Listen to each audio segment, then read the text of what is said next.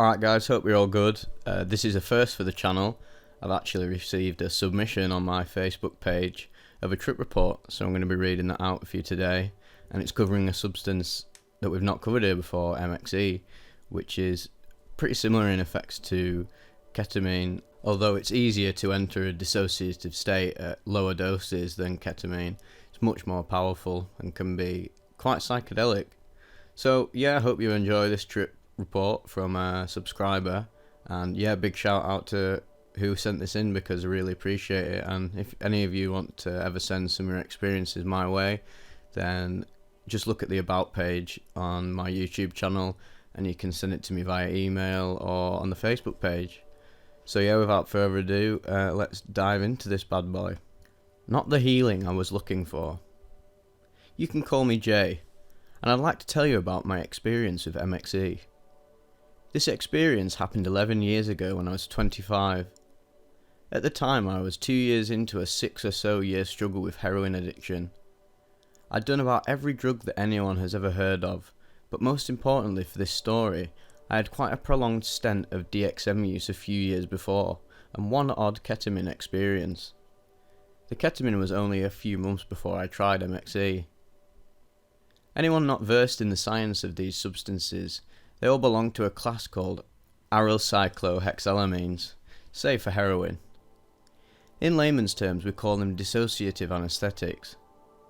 These chems were developed for surgical purposes mostly, but only a handful of them are known to produce a trip, as well as sedation and dissociation or out-of-body sensations. On that morning I had taken what I found out later was a ridiculous amount of K. Apparently opiates and aryl cyclohexylamines have some receptor competition or cross-tolerance that is beyond my personal understanding. My brother had taken a full vial of Ketamax veterinary ketamine and microwaved it, yielding 1 gram powder, which was split in 4 equal lines. We each did 2 lines, about 500 mg each.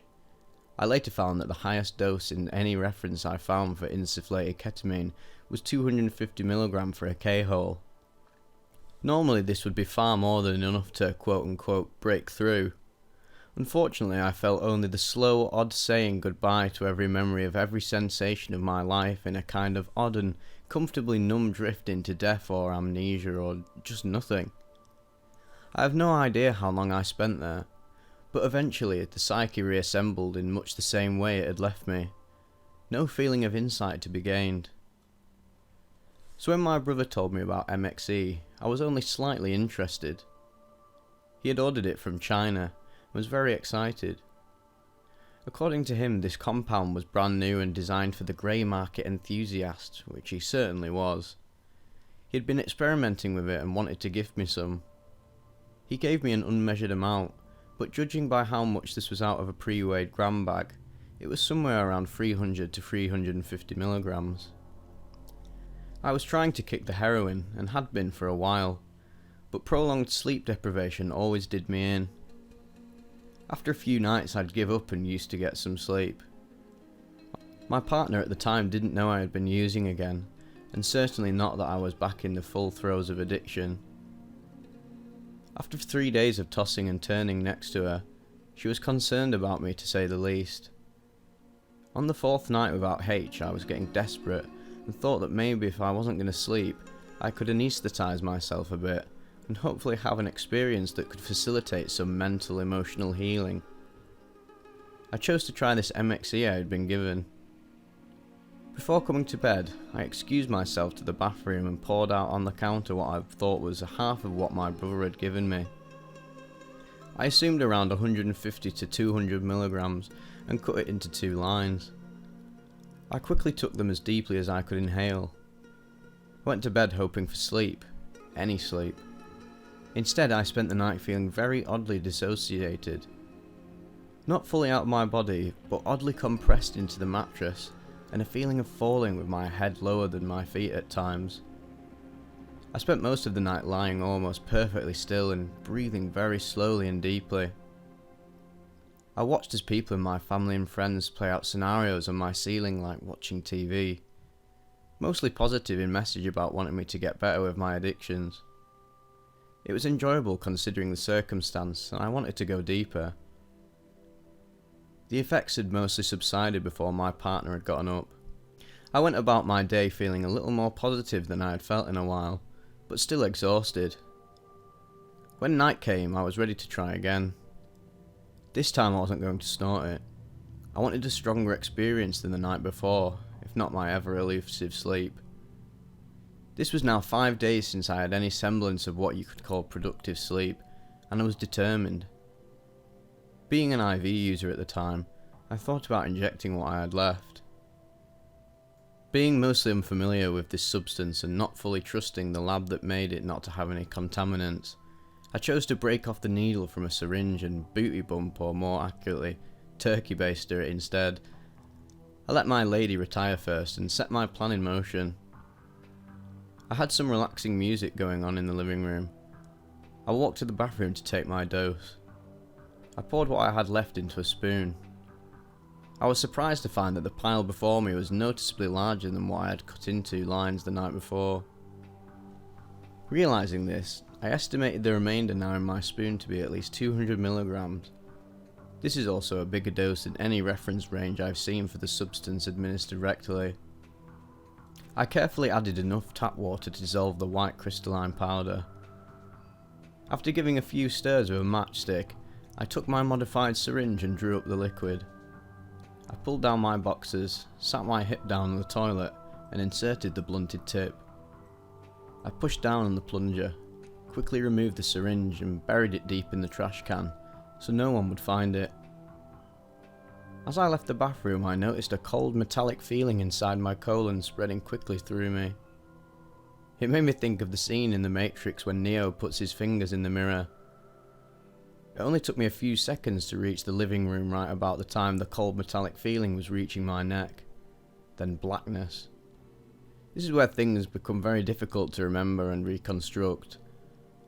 A lot happened in a space where I was completely without a body, but as far as I can remember, fully attached to my ego / who I was and what I had done to get here. The next thing I remember clearly is being in an infinite and empty black space. Empty save for a massive neon mandala of an unfathomable number of colours, all undulating together in some celestial orgiastic fashion. It cast beautiful radiant light out to me. Over what felt like an eternity, I drifted slowly toward this most beautiful object. When I finally reached the point of contact with this mandala, I settled into a spot that seemed to be at the surface of it. All the colours seemed to be made up of stands of glowing light dancing and wiggling all around me. Similar to if you've seen a cluster of worms wiggling out of something, but so beautiful.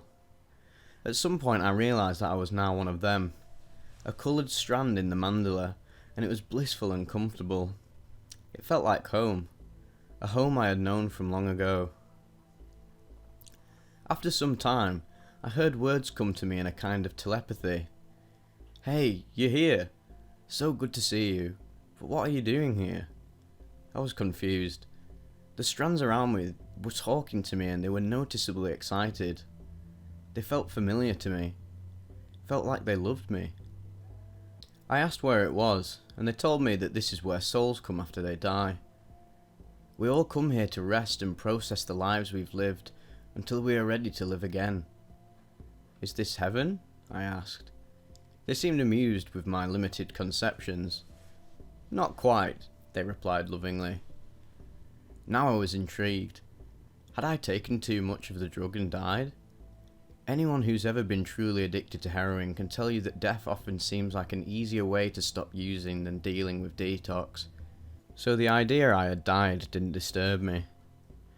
In fact, considering how blissful this place and experience was, I felt happy to stay, wherever this was. I told them, "I did MXE and I guess I OD'd, but that's okay, I want to stay here." "Oh no," they said, "you don't want to do that." I told them I didn't understand. This place was wonderful. Of course, this place is wonderful, but life is where it's at. Life is where we are all waiting to get back to. Life is what it's all about, and you are not yet finished. "But life is so difficult, so painful, so depressing," I replied. "I'm using heroin again. I'm so ashamed." Life can be very challenging, they said. You don't have to be afraid. Everything is okay. Even when it's not. It's all love. It's all just as it's meant to be. Besides, what game is any fun if there is no challenge? I understood their message and knew I had to go back, but I was in no rush. The next thing I could remember, I watched as lovely shapes of pink and green and yellow began to materialise in my vision. After what seemed like years, I realised I was looking at a painting of flowers. I heard a mechanical whirring sound and felt myself being moved in the direction of my head. The painting of flowers was on a ceiling. A large tapered plastic ring moved around me.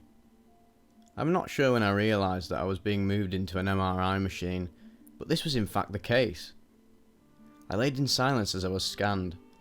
After I was out of the machine, the doctor and my partner noticed I was lucid.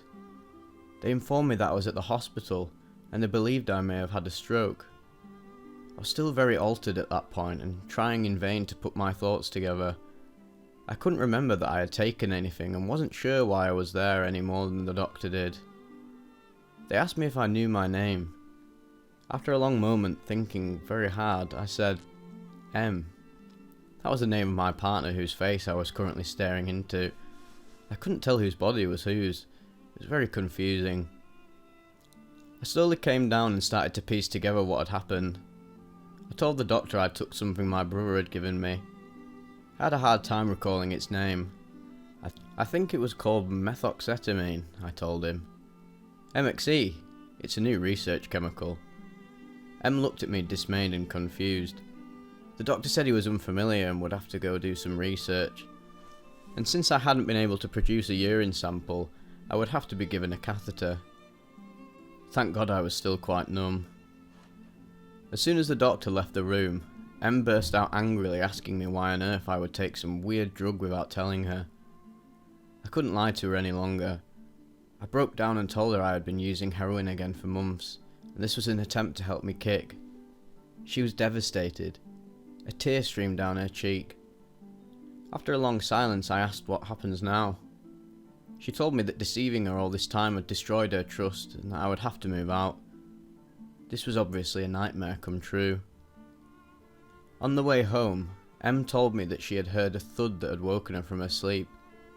She came out to the living room to find me, eyes open and totally unresponsive on the floor. Terrified, she picked me up and carried me downstairs, loaded me in the car and drove me to the ER. It was one of the worst experiences of her life. How dramatic. My heart was broken for her. After I moved out, I got on methadone and within a year I was off all opiates, and I haven't since done any dissociatives. I can't say that I never will. Emma's doing well last time I heard from her, and so am I. That night will not be easily forgotten.